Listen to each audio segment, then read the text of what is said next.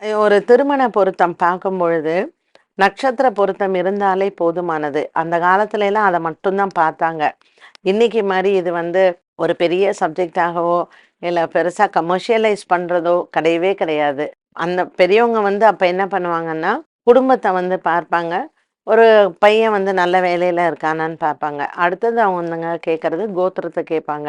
சரி கோத்திரமும் அப்படிங்கும்போது நட்சத்திர பொருத்தம் மட்டும் தான் வந்து பார்த்து கல்யாணம் பண்ணாங்க. அண்ட் அஃப்கோர்ஸ் இந்த நட்சத்திர பொருத்தம் பார்த்தாலே போதுமானது தான். இதுல வேண்டாம் நட்சத்திர பொருத்தம் இல்ல அப்படின்னாலும், அடிப்படையில் மற்ற பொருத்தங்கள் நமக்கு வந்து சரியா வராது. பட் காலங்கள் மாறும் பொழுது, இன்னைக்கு நட்சத்திர பொருத்தம் மட்டும் நம்ம பார்த்து பண்ணா போருமா அப்படின்னு பார்த்தீங்கன்னா, இப்ப வரக்கூடிய ஜெனரேஷன்ஸ்ல நம்ம ஜாதகத்தை பார்க்கறச்சேவே நமக்கு என்ன தெரியும்னா, நெறைய இந்த குழந்தை பிறப்பு, ஒரு அந்யோன்யம் இந்த மாதிரியான விஷயங்கள ஜாதகம் பார்த்தால் தான் நமக்கு தெரியும். வெறும் நட்சத்திர பொருத்தம் மட்டும் பார்த்தா போதுமானா, இன்னைக்கு இருக்கக்கூடிய லைஃப் ஸ்டைல்ல அது ஒத்து வராது. பட் ஒரு காலகட்டத்தில் 50 வருடங்களுக்கெல்லாம் முன்னாடி நட்சத்திர பொருத்தம் மட்டுமே போதுமானதாக தான் அமைந்தது.